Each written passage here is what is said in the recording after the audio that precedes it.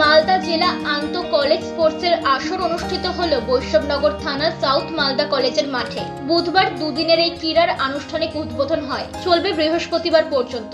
উদ্বোধন করেন গৌড়বঙ্গ বিশ্ববিদ্যালয়ের উপাচার্য রজত কিশোর দে। অন্যান্যদের মধ্যে উপস্থিত ছিলেন ডিপিআই অবজারভার কামরুল হাসান, বৈষ্ণবনগর বিধায়ক চন্দনা সরকার, সাউথ মালদা কলেজের অধ্যক্ষ ডক্টর শেখ আহমেদ হোসেন সহ অন্যান্য অধ্যক্ষ, অধ্যাপক ও অধ্যাপিকারা। কলেজ সূত্রে জানা গেছে, জেলার 11টি কলেজের ছাত্রছাত্রীরা এই প্রতিযোগিতায় অংশগ্রহণ করে। 20টি ইভেন্টে 250 জন ছাত্রছাত্রী দৌড়, জাম্প, লৌহবল নিক্ষেপ, খো-খো, ফুটবল সহ নানান প্রতিযোগিতায় অংশগ্রহণ করে। মূলত কলেজ থেকে প্রথম ও দ্বিতীয় স্থানাধিকারী জেলা স্পোর্টসে অংশ নেয়। এখানে যারা সফল হবে তারা আগামী 13 থেকে 19 মার্চ কলকাতায় অনুষ্ঠিত রাজ্য স্পোর্টসের সুযোগ পাবে। প্রসঙ্গত, গত 2009 সালে অনুষ্ঠিত হয়েছিল, তারপর আবার এই জেলা স্পোর্টস অনুষ্ঠিত হচ্ছে সাউথ মালদা কলেজের মাঠে। উৎসব ঘিরে সাউথ মালদা কলেজের অধ্যাপক, অধ্যাপিকা এবং বিভিন্ন কর্মী সহ সকলের উৎসাহ ছিল চোখে পড়ার মতো।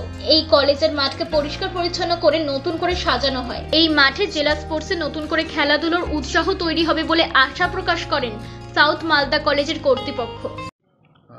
Government of West Bengal higher education department আমাদেরকে দায়িত্ব দিয়েছে হোস্ট কলেজ হিসাবে।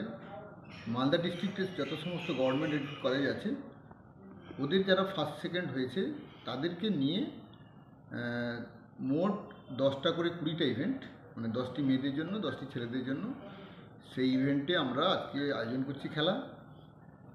সেই সঙ্গে আগামীকাল 8টি টিম অংশগ্রহণ করছে ফুটবলে এবং 6টি টিম খোখোতে অংশগ্রহণ করছে। মালদা থেকে বলাই পোদ্দারের report, U Bangla TV. U Bangla TV, হৃদয় ছুঁয়ে যায়।